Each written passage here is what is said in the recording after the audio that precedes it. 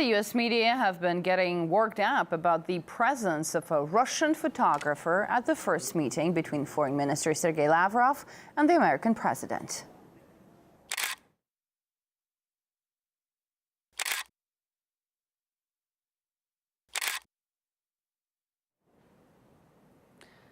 Trump's first face-to-face with Russia's top diplomat was held behind closed doors at the White House. After the meeting, these photos were released by a Russian news agency, and the U.S. media took that as an affront. You look, of course, at the pictures. Of course, the shameful picture where the United States press corps was kept out, but the Russians were allowed in. No U.S. press allowed in meeting with President Trump, so we have to rely on images from Russian state media. It is outrageous that Russian media were allowed into the Oval Office, but American media were not. I was in the Oval daily. Had to leave phone, camera outside. Apparently that doesn't apply to the Russian government in this White House. Some in the U.S. media have gone so far as to accuse the Russian side of trawling off the White House. CNN has posted an article reproaching Russia for publishing the photos on Twitter. The article cites a White House source as saying, quote, "They tricked us," in reference to Russia's state news agency releasing the photos.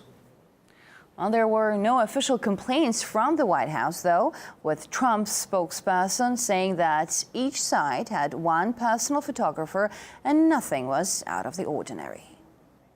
It varies, actually, not always, particularly sometimes the protocol when it is not the head of state and prior to the president meeting with the head of state, that wouldn't always take place. So, again, proper protocol was followed in this procedure. Well, this particular photo added more fuel to the fire as it revealed that the Russian ambassador to the U.S. also participated in the talks. Sergei Kislyak has been surrounded by scandals over meeting the members of the Trump team. National Security Advisor Michael Flynn was forced to resign because he misled the vice president about the content of his conversations with Kislyak. Well, that's led to more fuel in the media, and some branded the head-to-head as Russia's victory dance in the White House. Others dubbed the Russian ambassador a top spy and speculated whether the Oval Office had been bugged. Well, we asked legal and media analyst Lionel to comment on the issue.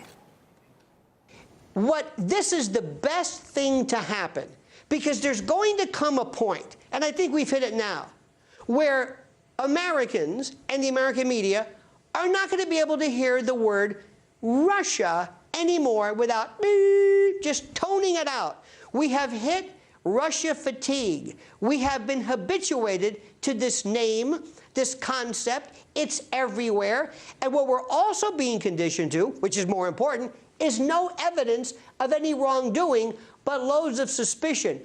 But so help me.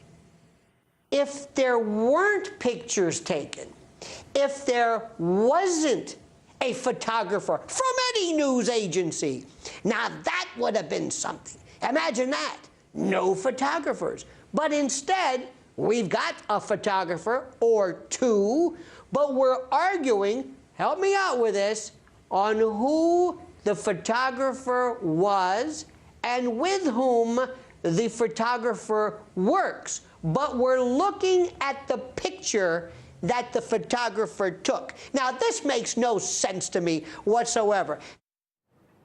Meanwhile, the same day after Donald Trump met with Russia's top diplomat, an official picture of him meeting Ukraine's foreign minister, Pavlo Klimkin, has emerged online. Well, here's the photo provided by the Ukrainian embassy, which was also taken in the Oval Office. But unlike in the case of Russia, well, this one has not stirred any outcry from the U.S. media. Well, to underline the significance of his recent meetings with the two foreign ministers, President Trump decided to sum it all up. And the next day, he tweeted pictures with both officials saying, quote, "Let's make peace."